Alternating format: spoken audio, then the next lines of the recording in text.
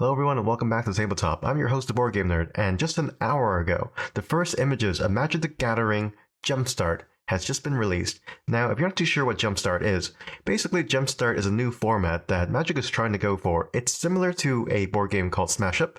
Basically, you grab two booster packs, each consisting of 20 cards, maybe monocolored or maybe multicolored depending on the team inside the booster packs, and they're all totally random. There are 121 different variations of booster packs, but there's only 42 different teams. And how it works is that each booster pack contains 20 cards, including lands. So you take 20 cards from one booster pack, 20 cards from another booster pack, put them together, shuffle them, and then there you go. There's your Jumpstart deck. And you won't know what team that you've gotten until you open up the booster packs. And they've unveiled the first two teams that you can possibly get inside the booster packs today, which are Minions and Rainbow. So let's take a closer look as to what cards we can expect to get from this new product. It seems as though all the cards inside the Minion deck revolve around a single team, which is sacrificing creatures for bonuses.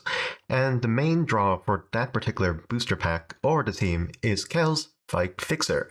And Kel's Fight Fixer is a 2 black creature who has 4-3, Menace, and whenever you sacrifice a creature, you may pay blue or black. If you do, draw a card.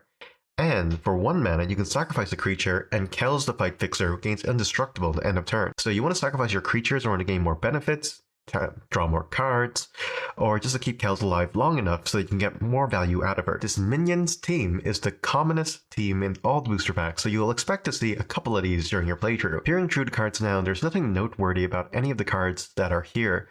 There is something called the Witch's Cauldron, which allows you to sack a creature for 1 and 1 black, which allows you to draw a card and gain 1 life, which is kind of a weaker version of the current Witch's Cauldron, which doesn't cost any mana at all. Although if you need a draw potential inside this particular format, I do understand that.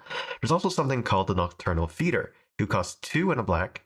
He's a flying, 2/1, and whenever he dies, each opponent loses 2 life and you gain 2 life.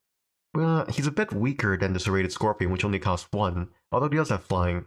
That said though, I feel like the cards inside this particular deck isn't exactly good. It's like, oh yeah, I've got the minion thing. Oh great, everyone's gonna know I'm gonna be sacrificing all my creatures, so Now, most teams inside these booster packs only consist of 1 mono color.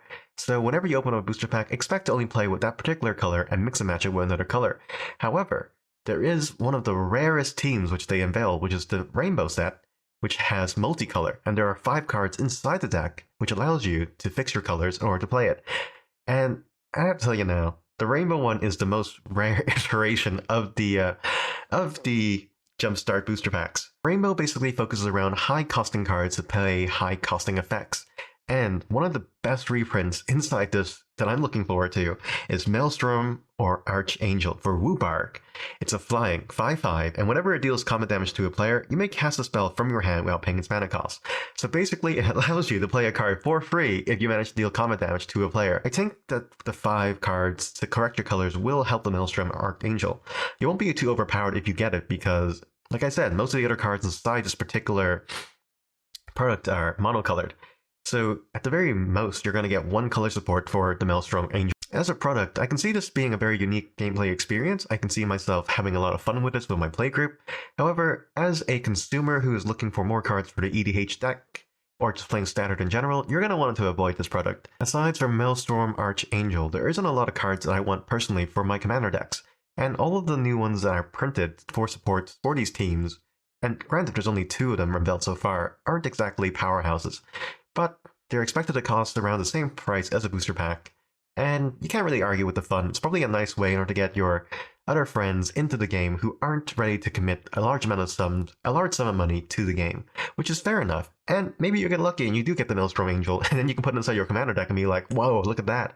I actually did something with my booster pack. Be sure to leave a comment down below on what you think about this particular product, what you think about the new cards being released, or the reprints that we're currently getting. And yeah, if you enjoyed this video, please be sure to leave a thumbs up and subscribe for more Board Game Nerd content. Until next time, everyone, I'll see you all later.